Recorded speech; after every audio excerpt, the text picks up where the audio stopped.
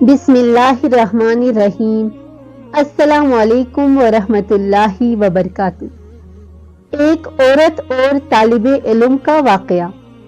وہ عورت روز اس نوجوان کو دیکھتی، لیکن وہ بغیر اس کی طرف دیکھے سر جھکا کر اس کی گلی سے گزر جاتا۔ دیکھنے میں وہ کسی دینی مدرسے کا طالب علم لگتا تھا، لیکن اتنا خوبصورت تھا کہ وہ دیکھتے ہی اسے اپنا دل دے بیٹھی، اور اب چاہتی تھی کہ وہ کس طرح اس پر نظر اتفاق ڈالے، لیکن وہ اپنی مستی میں مگن سر جھکائے زیر لب کچھ پڑھتا ہوا روزانہ ایک مخصوص وقت پر وہاں سے گزرتا اور کبھی آنکھ اٹھا کر بھی نہ دیکھتا۔ اس عورت کو اب ضد سی ہو گئی تھی۔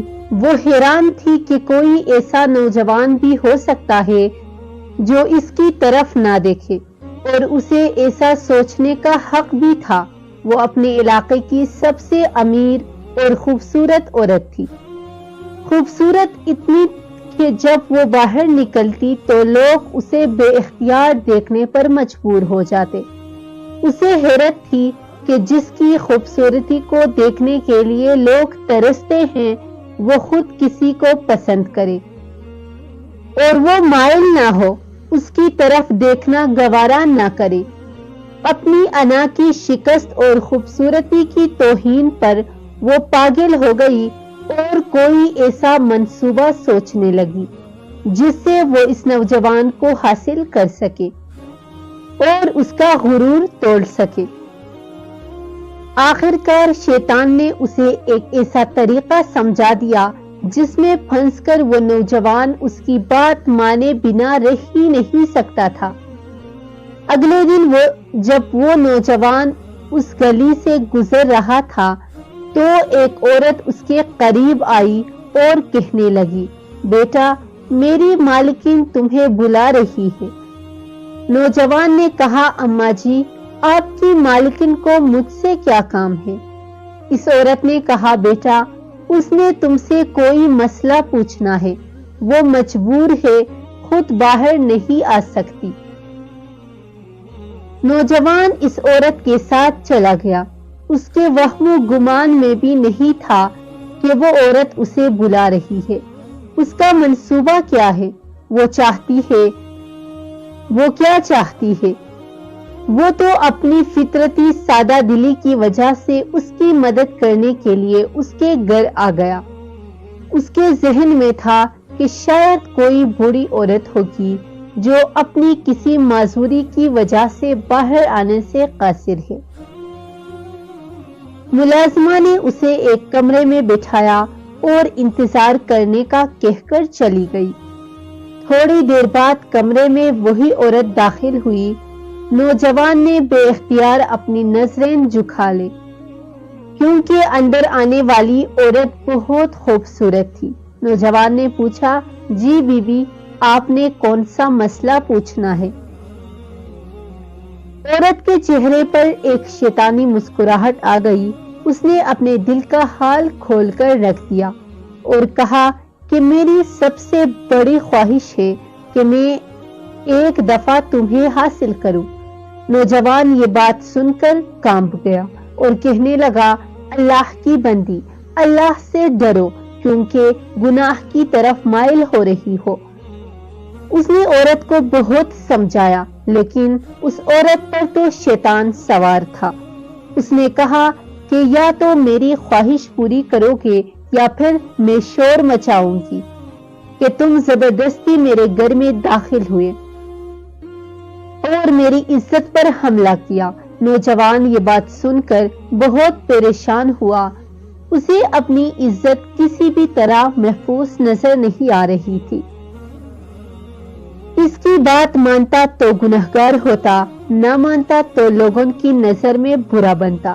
وہ علاقہ جہاں لوگ اس کی شرافت کی مثالیں دیا کرتے تھے، وہاں پر اس پر اس قسم کا الزام لگ جائے، یہ اسے گوارا نہیں تھا۔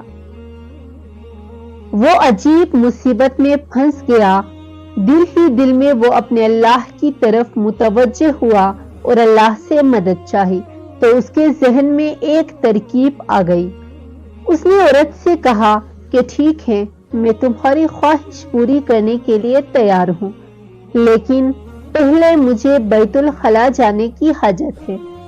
عورت نے اسے بیت الخلا کا بتا دیا۔ اس نوجوان نے اندر جا کر ڈھیر ساری غلاظت اپنے جسم پر مل لی اور باہر آ گیا۔ عورت اسے دیکھتے ہی چلا اٹھی، یہ تم نے کیا کیا ظالم؟ مجھ جیسی نفیس طبیعت والی کے سامنے اتنی گندی حالت میں آ گئے۔ دفع ہو جاؤ، نکل جاؤ میرے گھر سے۔ نوجوان مجبوراً اس کے گھر سے نکل گیا اور قریب ہی ایک نہر پر اپنے آپ کو اور اپنے کپڑوں کو اچھی طرح پاک کیا اور اللہ کا شکر ادا کرتا ہوا مدرسے چلا گیا۔ نماز کے بعد جب وہ سبق میں بیٹھا تو تھوڑی دیر بعد استاد جی نے کہا کہ آج تو بہت پیاری خوشبو آ رہی ہے۔ کس طالب علم نے خوشبو لگائی ہے؟ وہ نوجوان سمجھ گیا کہ اس کے جسم سے ابھی بدبو گئی نہیں اور استاد جی طنز کر رہے ہیں۔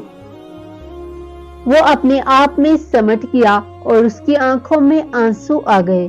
تھوڑی دیر بعد استاد جی پھر پوچھا کہ یہ خوشبو کس نے لگائی ہے، لیکن وہ خاموش رہا۔ آخرکار استاد نے سب کو ایک ایک کر کے بلایا اور خوشبو سونگھنے لگے۔ اس نوجوان کی باری آئی تو وہ بھی سر جھکا کر استاد کے سامنے کھڑا ہو گیا۔ استاد نے اس کے کپڑوں کو سونگھا تو وہ خوشبو اس کے کپڑوں سے آ رہی تھی۔ استاد نے کہا کہ تم بتا کیوں نہیں رہے تھے کہ یہ خوشبو تم نے لگائی ہے؟